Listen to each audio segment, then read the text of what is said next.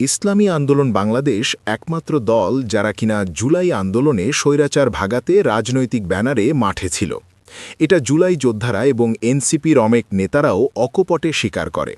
এরপর ইসলামী আন্দোলন বাংলাদেশের আমির পীর সাহেব চরমনাই হুজুর ভেবে দেখলেন যে এবার ইসলামকে ক্ষমতায় নেওয়া দরকার।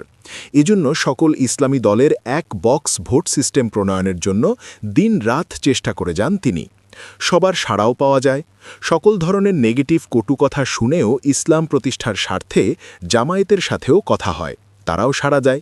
জামায়াতকে কাছে টানতে সবচেয়ে বেশি কটু কথা শুনতে হয়েছে ইসলামী আন্দোলন বাংলাদেশের নেতাকর্মীদের। প্রমাণ হিসেবে টকশোগুলো দেখতে পারেন। বিরোধ যেভাবে জন্মালো, কোনো ধরনের বৈঠক ছাড়াই জামায়াত মিডিয়াতে প্রচার করতে লাগল তারা শরিকদের জন্য ২০০ আসন ছাড়বে। যখন প্রতিবাদ করে বলা হলো আসন সমঝোতা হবে আসনে দলের জনপ্রিয়তার উপর ভিত্তি করে, তখন তারা সেটা স্বীকার করল, কিন্তু মিডিয়াতে আসন ডিক্লেয়ার করা নীতিবিরোধী ছিল। ডিসেম্বর মাসে পুরোটা সময় জুড়ে চরমনাইয়ের পীর সাহেব হুজুর ঢাকাতেই অবস্থান করেছেন বেশি, আসন সমঝোতা মিটিং করার জন্য।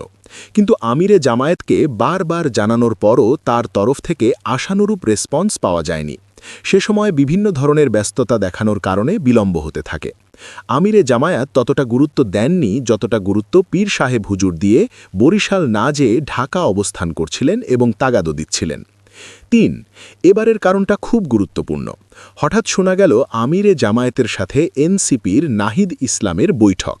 জামায়াত নাকি এনসিপির চাহিদা মোতাবেক ৩০টি আসন দিতে সম্মতি দিয়েছেন, অথচ অন্যান্য সমঝোতা ইচ্ছুক দল সেটা জানেই না।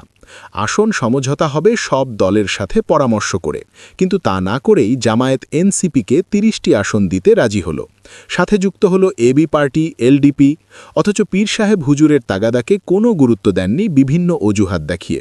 অথচ গোপনে এনসিপির সাথে ঠিকই বৈঠক করার সময় হল। এটা চরম বিশৃঙ্খলামূলক কাজ। যদিও এনসিপি বা অন্যান্য দল সমঝোতায় আসা খারাপ কিছু না, দেশপ্রেমী দল হিসেবে থাকতেই পারে, এটা খুশির খবরই।